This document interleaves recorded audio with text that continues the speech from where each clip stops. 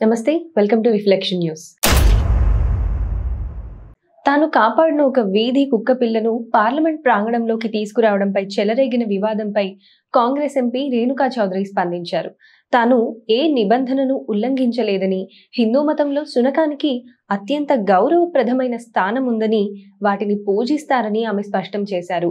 అధికార పార్టీ కేవలం హిందువులమని గొప్పలు చెప్పుకుంటుంది తప్ప సొంత సంప్రదాయాల గురించి వారికి ఏమీ తెలియదని ఆమె విమర్శించారు. సోమవారం రేణుకా చౌదరి తన కారులో కుక్కపిల్లతో పార్లమెంటుకు రావడం చర్చనీయాంశంగా మారింది.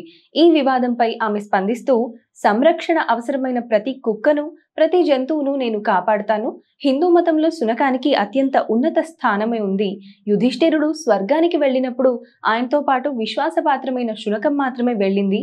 వీళ్లకు విశ్వాసం గురించి ఏం తెలుసు అని ప్రశ్నించారు.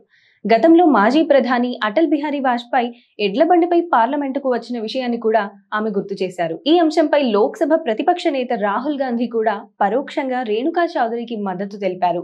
నిన్న విలేకరులు ఇదే విషయంపై ప్రశ్నించగా, ఈ రోజుల్లో దేశం ఇలాంటి విషయాలనే చర్చిస్తోంది. పాప ఆ కుక్కపిల్ల ఏం చేసింది? వాటిని ఇక్కడికి రానివ్వరా అని ఆయన ప్రశ్నించారు. పార్లమెంట్లో పెంపుడు జంతువులకు అనుమతి లేదన్న విషయాన్ని గుర్తు చేయగా, పెట్స్ కు లోపలికి అనుమతి ఉంది అని ఆయన పార్లమెంట్ భవనం వైపు చూపిస్తూ వ్యాఖ్యానించారు. అయితే రేణుకా చౌదరి తీరును బీజేపీ తీవ్రంగా తప్పుపట్టింది. ఆమె చర్య పార్లమెంట్ గౌరవాన్ని దెబ్బతీసేలా ఉందని విమర్శించింది. సోమవారం మొదలైన ఈ చిన్న వివాదం కాంగ్రెస్, బీజేపీ మధ్య మాటల యుద్ధానికి దారితీసి మరింత తీవ్ర రూపం దాల్చింది.